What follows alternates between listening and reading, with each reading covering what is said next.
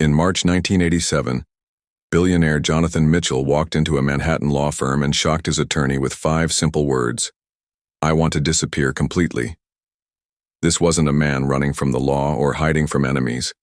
This was America's 7th richest person, worth over $400 million, voluntarily choosing to abandon everything he had built to live as a homeless drifter.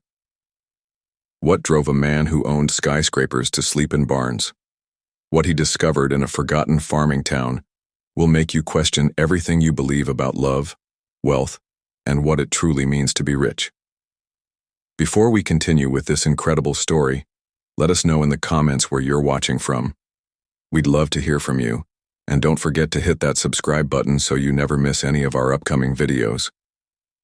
Jonathan Mitchell had spent 25 years building his empire from a small software company into a massive conglomerate that touched nearly every industry imaginable. By age 43, he controlled shipping companies, real estate developments, technology firms, and manufacturing plants across 3 continents. His penthouse apartment overlooked Central Park, his garage housed 12 luxury cars, and his art collection was worth more than most people's entire neighborhoods. Yet as Jonathan sat in his leather chair that fateful March evening, surrounded by priceless paintings and crystal sculptures, he felt completely hollow inside. His 3rd divorce had been finalized just 2 weeks earlier. Like his previous wives, Sarah had admitted during their final argument that she had married him primarily for his money and lifestyle. His own children from his first marriage called him only when they needed funding for their various projects and business ventures. Every friendship he thought he had built over the years revealed itself to be transactional when he looked closely enough. People laughed at his jokes because he signed their paychecks. Women agreed to dinner because they hoped to access his wealth. Even his charity work felt empty because organizations treated him like a walking bank account rather than a human being with ideas and feelings. That night, Jonathan made a decision that would have seemed insane to anyone in his social circle. He began researching the poorest, most isolated communities in America, looking for a place where his name and face would be completely unknown. After weeks of investigation, he settled on Millbrook Valley, Montana, a farming community with just 287 residents, no internet service, and the nearest city 4.5 hours away by car. Most importantly, the average household income was less than $18,000 per year, meaning his wealth would be so far outside their experience that no one would ever suspect his true identity. Jonathan spent 3 months meticulously planning his transformation. He hired private investigators to create a complete backstory for his new identity as Jake Miller, a 38-year-old farm laborer from Nebraska whose family had lost their land to bank foreclosure. He studied agricultural techniques, learned to speak with a Midwestern accent, and practiced skills like driving tractors and caring for livestock. He had his dentist remove his expensive dental work and replace it with more modest fillings. He spent hours each day in tanning beds to weather his skin and used sandpaper to roughen his manicured hands until they looked like they belonged to someone who had worked manual labor his entire adult life. The transformation went beyond physical changes. Jonathan legally changed his name to Jake Miller and obtained all the necessary documentation to support his fabricated history. He sold his luxury cars and bought a 15-year-old pickup truck with rust spots and a temperamental engine. He traded his custom-tailored suits for clothes from discount stores and thrift shops, making sure everything looked worn and well-used. By the time he was ready to leave New York, Jonathan Mitchell had essentially ceased to exist, replaced by a man who owned nothing but a truck, some clothes, and $300 in cash. Jake Miller arrived in Millbrook Valley on a cold April morning in 1987, driving his rusty pickup truck down the town's single main street. The community consisted of one general store, a post office, a small diner, and a church surrounded by family farms that stretched toward the mountains in every direction.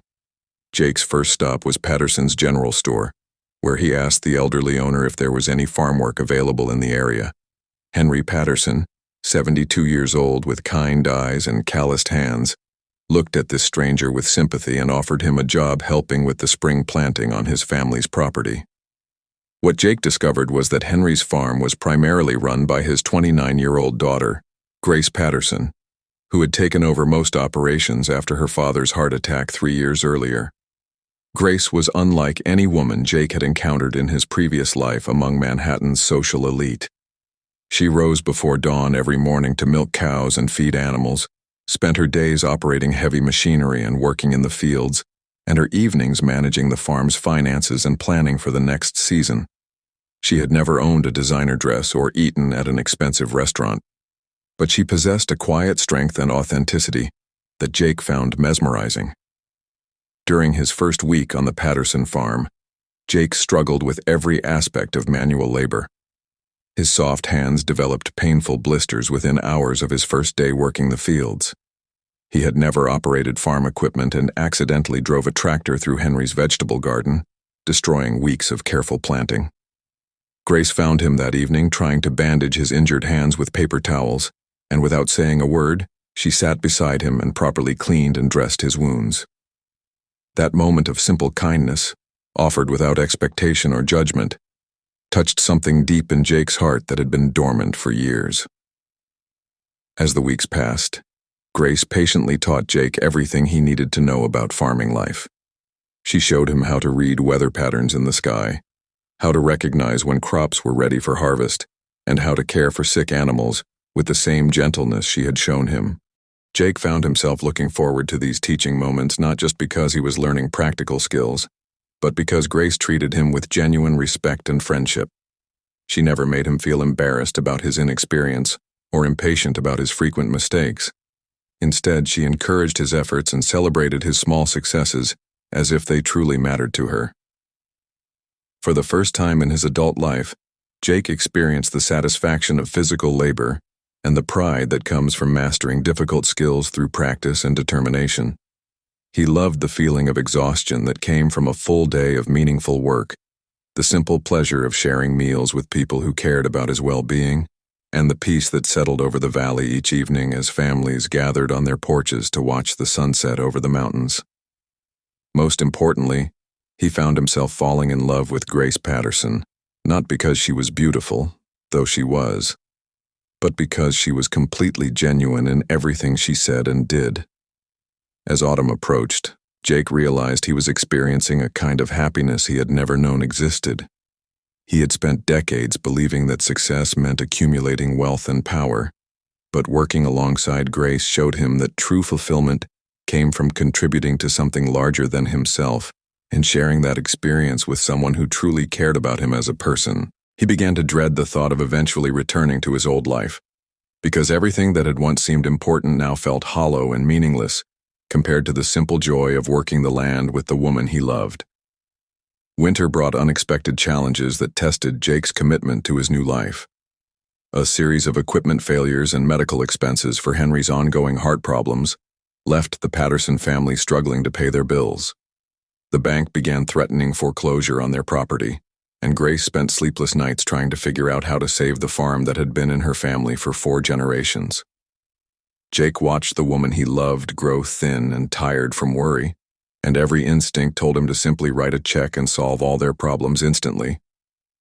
However, Jake knew that revealing his true wealth would fundamentally change his relationship with Grace and destroy the authentic connection they had built. Instead, he began finding small, untraceable ways to help with their financial difficulties. He claimed to have won a modest lottery prize and insisted on contributing more money toward household expenses. When their farm equipment broke down, Jake said he had a friend in the city who could get replacement parts at wholesale prices. He secretly paid Henry's medical bills by claiming his friend worked at the hospital and could get billing errors corrected. Grace was grateful for Jake's help, but she began to notice inconsistencies in his explanations. She couldn't understand how a man who claimed to have lost everything in a farm foreclosure could consistently find solutions to their financial problems. More troubling, she occasionally caught him using language and demonstrating knowledge that seemed far beyond what a struggling farmhand should possess. When he discussed crop prices, he showed an understanding of commodity markets that suggested formal education. When their truck needed repairs, he diagnosed complex mechanical problems with expertise that took most people years to develop. One cold December evening, Grace's suspicions finally drove her to follow Jake when he claimed to be going for a walk after dinner. She watched in shock as he went to the phone booth outside the general store and made a call to someone he addressed as his investment manager. She heard him discuss stock trades, merger negotiations, and portfolio adjustments using the sophisticated financial language of someone who controlled significant wealth. Grace's heart broke as she realized that the man she had fallen in love with had been lying to her about his most fundamental identity. Grace confronted Jake that night, tears streaming down her face as she demanded to know who he really was and why he had chosen to deceive her and her family. Jake knew he had no choice but to tell her the complete truth about his previous life, his failed marriages, and his desperate search for genuine love and connection.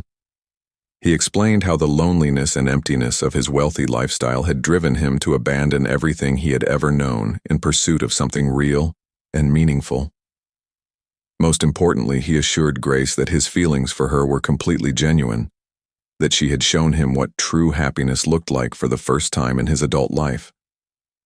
Grace listened in stunned silence as Jake revealed himself to be Jonathan Mitchell, one of America's wealthiest individuals. She felt betrayed and manipulated, unable to trust whether any part of their relationship had been authentic. The man she had fallen in love with was Jake Miller, a humble farmhand who worked hard and treated everyone with respect. She didn't know how to reconcile that person with Jonathan Mitchell, a billionaire who had the power to buy and sell entire communities like theirs without affecting his lifestyle. She asked Jake to leave the farm and give her time to process everything she had learned about him. Jake returned to a hotel in the nearest city, but he found himself unable to take the next step of returning to his old life in New York. For 2 weeks he remained in that small hotel room, waiting desperately for Grace to contact him. He realized that somewhere during his months in Millbrook Valley his priorities had shifted completely. The business empire he had spent decades building seemed meaningless compared to the possibility of losing Grace forever. He had discovered something in that small farming community that all his wealth had never provided, a sense of purpose and belonging that came from being valued for who he was rather than what he owned. During those same 2 weeks, Grace struggled with her own conflicted emotions. She couldn't deny that her love for Jake had been completely real, but she felt foolish for not recognizing the signs of his deception. However, her father Henry offered a different perspective that gradually helped her see the situation more clearly. He pointed out that Jake had worked just as hard as any other farmhand they had ever employed, had never asked for special treatment or complained about difficult conditions, and had consistently put their family's needs before his own comfort. Most significantly, Henry observed that when Jake's true identity had been discovered, he could have simply returned to his luxurious lifestyle without looking back. Instead, he had chosen to stay and fight for their relationship, demonstrating that his feelings for Grace were genuine rather than part of some elaborate game. Henry suggested that perhaps Jake's deception had been motivated not by malice, but by a sincere desire to find love based on his character rather than his bank account. He encouraged Grace to consider whether the man she had fallen in love with was fundamentally different from the man who had been revealed as Jonathan Mitchell. On New Year's Eve, Grace appeared at Jake's hotel room door with tears in her eyes and forgiveness in her heart. She told him that she had spent weeks trying to hate him for his deception, but she couldn't ignore the evidence of his genuine character that she had witnessed every day for months. She had fallen in love with a man who bandaged injured animals with gentle hands, who learned to operate dangerous machinery despite his obvious inexperience, and who sat with her father during his most difficult recovery periods. She realized that money hadn't made Jake a good person. It had simply revealed the good man he had always been underneath the wealth. Grace explained that what had ultimately convinced her to forgive him was recognizing that he had given up everything comfortable and familiar to find something real with her. While she couldn't condone his deception, she understood that his desperate loneliness had driven him to extreme measures in his search for authentic love. She said that his willingness to live as a poor man for months had proven to her that his feelings were genuine, because he had been prepared to sacrifice his entire lifestyle permanently, if that's what it took to build a life with her. Jake and Grace were married in the spring of 1988 in a simple ceremony at the Millbrook Valley Community Church.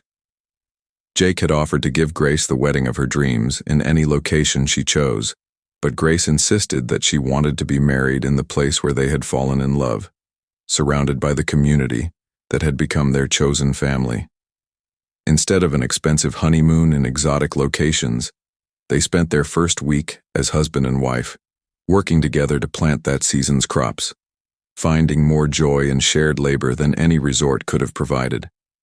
The most surprising decision came when Jake chose to make Millbrook Valley their permanent home, rather than moving Grace into his world of penthouses and private jets. He realized that the peace and fulfillment he had found in that small farming community were too precious to abandon for the empty luxury of his previous lifestyle. Together, Jake and Grace expanded the Patterson farm into a successful operation that employed dozens of local residents and supplied fresh produce to restaurants throughout the region. Jake used his business expertise and resources to help other local farmers improve their operations while preserving the essential character of the community they all loved.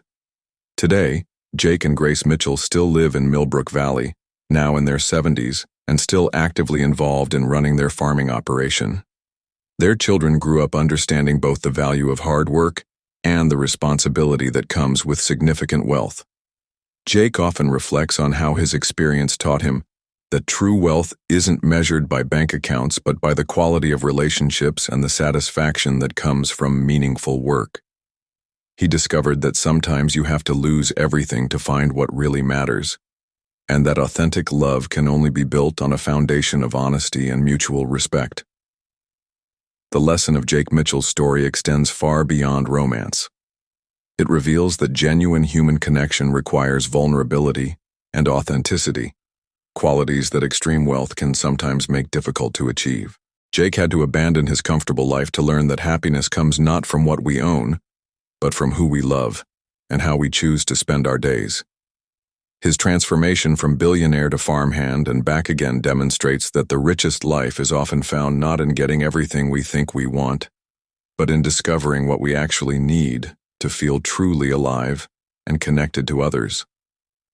Stories like this remind us that beneath all our differences in wealth, education, and background, we're all searching for the same fundamental things: genuine love, meaningful purpose, and the satisfaction that comes from being valued for who we truly are. If you found Jake's incredible journey as fascinating as we did, make sure to subscribe to our channel for more amazing stories about people who discovered that life's greatest treasures can't be bought with money. We have countless more stories of transformation, love, and the extraordinary lengths people will go to find their true purpose. Don't miss out on these incredible tales that will change how you see the world around you.